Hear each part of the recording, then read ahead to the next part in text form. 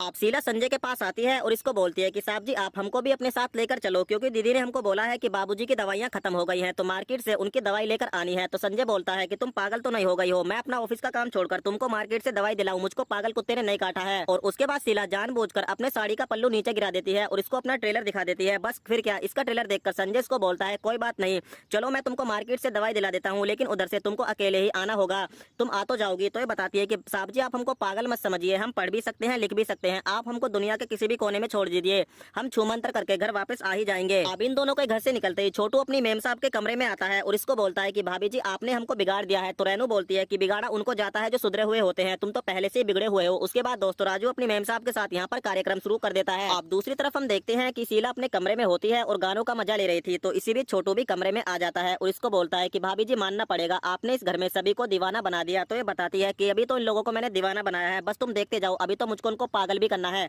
अभी अपने पति को बोलती है कि तुम एक बात बताओ, तुम अपनी बीवी को किसी दूसरे के साथ देखते हो, तुमको बुरा नहीं लगता? तो जगदीश बोलता है कि क्या है शीला डार्लिंग, कुछ पाने के लिए कुछ खोना भी पड़ता है। आप शीला बोलती है लेकिन इस सब का क्रेडिट सिर्फ छोटू को जाता है, क्योंकि छोटू की वजह से ही हम तीनों यहाँ पर हैं। लेकिन छोटू तुमको रेनू से थोड़ा सावधान रहना होगा, क्योंकि रेनू काफी तेज औरत है, उसको किसी भी तरह का शक नहीं होना चाहिए कि हम दोनों का देवर भाभी का कोई भी रिश्ता नहीं है, हम तीनों तो सिर्फ यहाँ पर माल सफा करने के लिए आए हैं। आप छोटू बोलता है लेकिन भाभी हम इस घर में माल कब सफा करेंगे? तो शीला बोलती है कि तुम टेंशन मत लो, जैसे ही सबके नाड़े ढीले होंगे वैसे ही हम तीनों इस घर से 9 2 11 हो जाएंगे। लेकिन इन तीनों को ये पता नहीं है कि इनकी सारी बातें यहाँ पर रेनू ने सुन ली है। और दोस्तों कहानी का जो एपिसोड नंबर 3 है वो यहीं पर समाप्त हो जाता है।